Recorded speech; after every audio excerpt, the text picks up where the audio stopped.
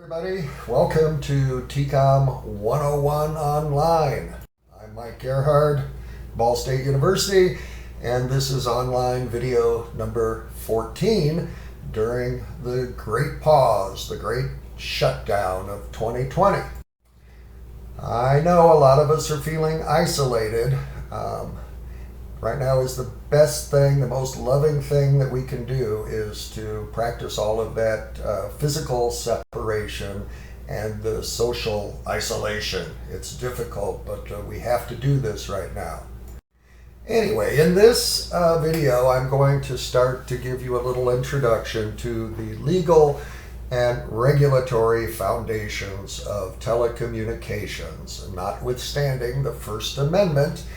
The media industries, and especially the electronic media industries, are subject to a lot of law and regulation.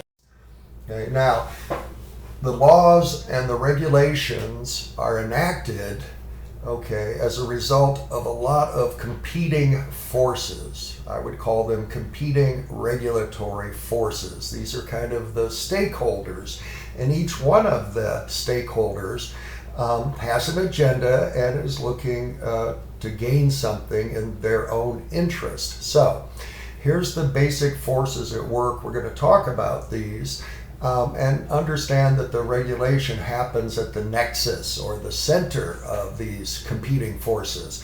So the first force we're going to talk about is the Federal Communications Commission, the FCC, which is headquartered in Washington, D.C. And this is the major regulatory agency that deals with the telecommunications industries.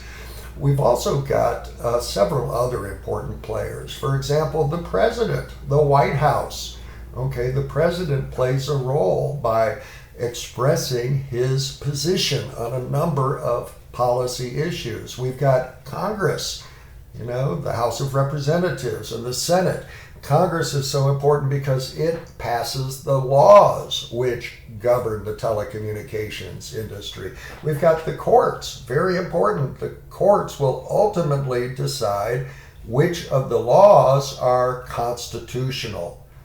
All right, the industry lobbyists. These are the people who represent the companies, the firms involved in the TCOM industry. And their job is to get Congress to pass the laws that are in the best interest of the various industries, whether it's big tech or TV or Hollywood or whatever the special interest. We've also got the public. The public can play a role here. Sometimes the public will become aware of a TCOM related issue and actually raise their voice and have a real impact once in a while. So all of these various forces are out there at work trying to influence TCOM policy and law and regulation. All right, so view it as the competing forces. Each one of them has something to benefit from, to gain through their activities and their actions. So it's a great competition. Now, one of the big players in the area of law and regulation is the Federal Communication Commission, the FCC. This is the regulatory agency that sets the ground rules for all of the telecommunications related industries in America. So the FCC, the Federal Communication Commission, you might want to visit their website, fcc.gov. You can learn a lot about this particular regulatory agency and some of its functions, which we'll talk about in this little video. Now, the FCC is an independent U.S. government regulatory agency, and that means that it's directly responsible to Congress. Congress created the FCC, Congress funds the FCC, and Congress names the commissioners to the FCC, and Congress ultimately has oversight over the FCC. The FCC was created many, many years ago under an old law called the Communications Act of 1934. That's the legislation that created the FCC. And the FCC is charged with regulating all sorts of electronic communications in the United States, whether it's radio, television, wire, satellite, cable, everything in the world of the electronic media, even the internet, is under the jurisdiction of the Federal Communications Commission. The FCC's jurisdiction covers all 50 states, the District of Columbia, and all of the U.S. possessions like Puerto Rico. Now, the FCC is directed by 5 commissioners. These are all political appointees. They're appointed by the president, and they're confirmed by the U.S. Senate, and each of them serves a 5-year term. 5 commissioners. The president gets to designate one of the commissioners to serve as the leader or the chairperson of the FCC. Now, President Trump, somebody named Ajit Pai. Ajit Pai is the current chair of the FCC, and he's a Trump appointee, and his views and his actions reflect those of the president. You might be advised that Ajit Pai is also a former lawyer for Verizon. You know, there seems to be a revolving door between the regulators and the companies that they're regulating. We'll come back to that idea here in a minute, that kind of cozy relationship between the industry and the regulators. All right. Now, to keep it politically balanced, 3 of the commissioners can come from one political party. The other 2 commissioners have to come from the minority party, the party that's not in power. But this is to keep some political balance. All right. Now, in addition to the FCC, there are other federal regulatory agencies which play a role in TCOM law and regulation, and especially in the area of ownership and concentration of ownership and competition, competitive business practices. So once in a while, these 2 agencies will pop up in news stories about the TCOM industry. So we've got the Federal Trade Commission, and it's supposed to be protecting the consumers, especially from fraudulent advertising or anti-competitive business practices. So sometimes you'll hear about the FTC, the Federal Trade Commission.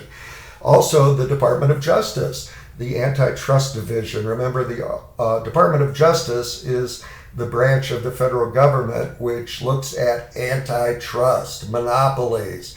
Okay, and it shares jurisdiction with the FTC over some of these antitrust cases. So the DOJ Antitrust Division and the Federal Trade Commission also occasionally play a role in TCOM law and regulation. All right, the president. The president is a big player. The president can appoint his own folks to the FCC. He can set policies. He can use what's called the bully pulpit. The fact that all he has to do is command attention, and all the media are there instantly to report what the president says. Now, President Trump has taken a stand on a number of TCOM-related issues, okay, both during his campaign and since he's been elected president. For example, and this is important because the president has the power to try to influence policy. So where does Trump stand on some of the important TCOM issues? Well, for one thing, he opposes net neutrality. Okay? The idea that the net should be a level playing field.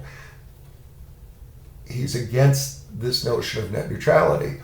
He was opposed to the big AT&T Time Warner merger that merger that was all about vertical integration. He said that that was not in the interest of the consumers, although his Justice Department went ahead and okayed or approved this huge merger. He really, he hates a lot of the news media reports that are critical of him. So he wants to loosen up, open up the libel laws, make it a little bit easier for people like him, public officials, to sue the news media. He has threatened some of the broadcasters. He has threatened to target the licenses of NBC and some of the other networks, although the networks are not licensed, only stations are licensed. He has threatened some of the licenses because he doesn't like the coverage. He, at one time, pulled the press pass of a CNN reporter because he did not like the questions that the reporter was asking. So Trump has a very antagonistic relationship with most of the journalists outside of the Fox News ecosystem. All right, what about some of his other positions? Trump has expressed constant disdain for the First Amendment freedoms, especially freedom of speech and of the press. He has constantly called the news media the enemy of the people and accused them of reporting fake news. Please understand that when Trump says fake news, he's not accusing the media usually of just making things up. He's accusing them of reporting the truths that he does not want to hear, that he doesn't like. All right, on some other issues, Trump has said he's very committed to strengthening our cybersecurity, and I think he is worried about a cyber attack. He's also said he's open to some campaign finance reform to take some of the big money out of politics. And of course, most of that money is spent on electronic media and internet and social media advertising. But he hasn't proposed anything specific here. He's also attacked Facebook and Twitter and said that they censor his friends on the conservative side of the aisle, that the social media have censored the conservative voices. Some people believe this. I personally don't think there's a lot of direct evidence to support this notion, but there's a lot of belief out there that there's censorship going on against the conservatives in the social media. President Trump, on a few more things, he's attacked Amazon and its owner, Jeff Bezos. He says that they get some unfair advantages. And of course, Jeff Bezos owns the Washington Post, which Trump especially hates because it's highly critical of his performance. As far as data privacy, Trump has said he's working to develop a consumer data privacy policy that would protect consumers and their right of privacy, especially when dealing with the internet. But at the same time, he has also signed an internet privacy repeal to kind of give the internet service providers a little more power to gather some of our personal information. So you have to watch the politicians. Sometimes what they say doesn't match their real actions, okay? Anyway, I hope you're doing well. Hang in there. Wear your mask. Wash your hands. Cough into your elbow. All those other things. And isolate yourselves. Although it's so difficult in the spring. I know I want to get out there and be with the people I love and be close to them, but we have to sacrifice all of that right now. Hey, how about this? Meet your new BFF, the social distancing guy. That's how we would all be safe, I guess, right now, wearing a straitjacket so we couldn't touch anything, and one of those special cones that they put on dogs after surgery, for example. Anyway, meet your new BFF. All right, another important force in TCOM law and regulation is the Congress. The Senate, the House of Representatives. This is the body that passes the laws which the FCC enforces. Okay, so Congress plays a very important role, and Congress has passed hundreds of pieces of legislation that deal with various aspects of the world of telecommunications. Now, in TCOM 101, in a later video, we're going to focus on 3 of the landmark laws that Congress has passed, which are particularly important in the world of TCOM. The Radio Act of 27, the Communications Act of 1934, and the most recent big landmark law, the TCOM Act of 1996. But obviously Congress passes the laws, and it also has the power to approve the president's appointees to the Federal Communication Commission and the other regulatory agencies. All right, the courts, especially the Supreme Court, very important because many of the laws passed by Congress are challenged, and many of them end up in court, and some even end up at the Supreme Court. And I will tell you that over the years, I believe the Supreme Court overall has been very supportive of the First Amendment. Even some of the most extreme voices out there promoting hate speech, okay, the Supreme Court has decided to protect a lot of this, even this vile hate speech with some limits, okay? But I want to tell you the courts have been very, very friendly, I think, over the years to the idea of the First Amendment and to maximizing the amount of freedom of speech and freedom of expression that we have in our democratic, small d, democratic society.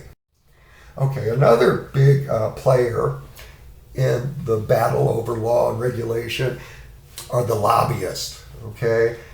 These are the companies that spend money to influence the lawmakers, and also their trade associations or their trade groups that represent them in Washington.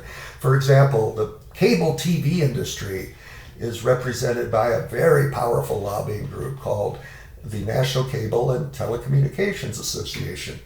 The over-the-air radio and TV broadcasters, the terrestrial radio and TV broadcasters, are represented by a powerful trade group, a lobbying group called the National Association of Broadcasters. The telephone companies are represented by an industry group called the Telecommunications Industry Association, a lobbying group that backs the phone industry. And so all of these groups are constantly spending money, influencing lawmakers, and trying to get the rules passed in ways that benefit their particular industries or their special interests. The final force I want to talk about is the public. Okay, these are the consumer advocates. These are the public interest groups like Common Cause and the Center for Public Integrity. These groups represent not the corporations or the politicians, but they claim to represent the public. And they're out there trying to advocate for what they think is in the best interest of the public or the consumers. Now, they never have as much clout or as much money as the corporate lobbyists do, but they still play a role and have somewhat of a voice.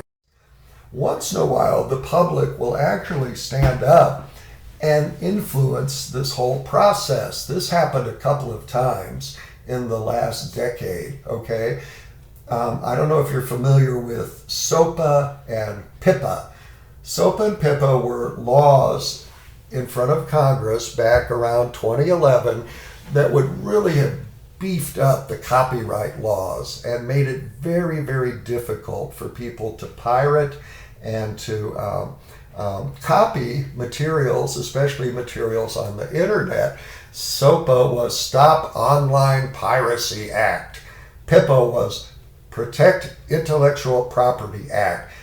The big media companies like Disney were behind these laws, and these laws would have increased the penalties for distributing copyrighted material, and especially would make it very difficult for some of the internet companies like YouTube, okay, it would have crippled basically YouTube. These laws would have said if YouTube had put out one piece of video that violated copyright law, then the government maybe had the authority to shut all of YouTube down. And so a lot of people thought these laws went way too far in trying to protect the companies from intellectual property violations. So these laws went down after the public learned about them, and when the public got very angry. There was a lot of public outcry about these particular laws. There was also public outcry after the Federal Communication dumped the idea of net neutrality. At one time, under President Obama, the Federal Communication Commission had ruled in favor of net neutrality, but as soon as Donald Trump was elected, the FCC reversed its decision and got rid of the notion of net neutrality. And I'll tell you, a lot of people took to the street to protest to the FCC, urging them to keep the internet free. Net neutrality is officially dead in Washington. But now what? Is the idea dead? I don't think so. Now a lot of states are trying to pass, like California has been a leader here, in trying to make sure that at least within their states that this idea of net neutrality is enforced and becomes real. And there's maybe some efforts could be made in the courts, okay, to ultimately get a decision from the Supreme Court whether net neutrality should be the law of the land. And also the current Democrats in Congress, Nancy Pelosi, Chuck Schumer, and others, are demanding a return to the concept of net neutrality, or what they call a free and open internet. Now, I don't know if any proposed legislation has a chance of passing, and I don't know if it would get by the president right now or survive court scrutiny, but there are still people out there pushing the idea of net neutrality and trying to keep that idea alive. All right, now think about all the critical regulatory issues that our country and the lawmakers and the regulators and the industries face. There's a number of them. Here's just a sample. Spectrum management. The electromagnetic spectrum is an important resource, and it's finite, and we have to know how to use it effectively, how to use which portions of that spectrum for what purpose, so we can get the full benefit out of it. So very important. Who should be given a license to do what? Okay. So that's broadcast licensing. Radio and TV stations are licensed to operate in the public interest, and some agency has to do oversight and administer the licensing. Media ownership. This is a big issue, especially with the concentration of ownership. I'm telling you, Congress is going to take a big look at the tech companies after the pandemic is over.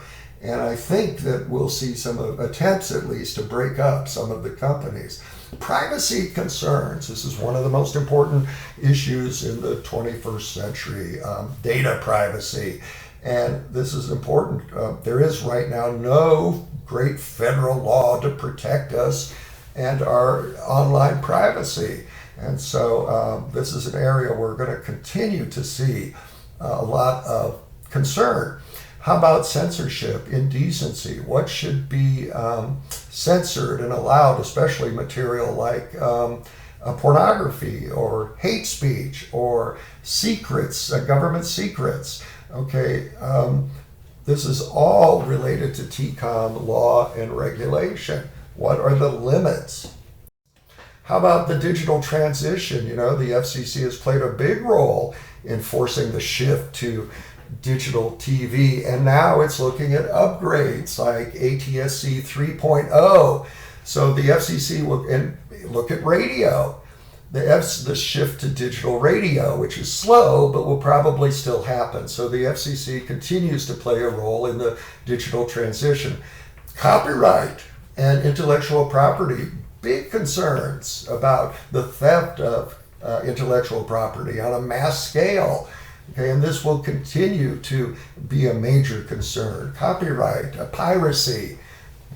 How about the ideas of diversity and pluralism and localism? Diversity is so important in the workforce, in the content, and in the ownership. The ownership, the content, the workplace should all reflect all hues of the social spectrum.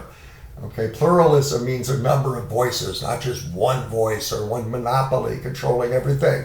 And localism, we've talked about, that's this important idea that media companies need to serve the interest of the communities in which they're located, to play up localism.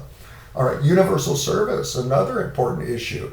We've talked about the digital divide, the gap between the haves and the have-nots. If we had universal service for covering everybody, there would be no digital divide. Internet neutrality, which has been repealed, believe me, the fight is not over. We've got other important issues like campaign finance reform, which affects the media because all the big money is spent on the internet and on broadcasting and cable and radio. Also, a lot of issues like robocalls. We are inundated with robocalls, these annoying things every day, it seems like. And it's the role of the government maybe to step up to help us fight some of these annoyances. So that's just a sample of some of the important issues that the regulators and lawmakers have to face. And all people, all members of the public should be, I think, familiar with some of these issues as well. And then support the politicians that take the stances that the citizens agree with. I mean, I guess that's how it's supposed to work, representative democracy. Now, there are a lot of lobbying dollars being spent by not only the trade groups, but by the companies themselves. Okay, one of the leaders right now is Google. It's giving a lot of money to lawmakers right now, campaign contributions. Why? Well, I think it's probably to get the laws and regulations created in a way that serves Google's interests. Yeah, but look at the millions of dollars that these companies spend just in Washington, D.C. to influence, to buy influence among the lawmakers. All right. This leads me to an idea that I learned about many years ago called capture theory when I was in some political science classes. And I was always kind of interested by this idea that the regulatory agencies, or maybe Congress, or the entire government could be captured. Captured by whom? By the big corporations, by the industries, okay? Often, the regulated firms capture the agencies that are supposed to be regulating them. Okay, and of course, this is opposed to the notion that the regulatory agencies are supposed to regulate business in the spirit of the public interest. I think when the regulatory agencies are first created, they're actively working for the public interest. But this theory says that over time, they get captured by the very interest that they're supposed to be regulating, and then so no longer really represent the public interest, but start to represent more the corporate interest.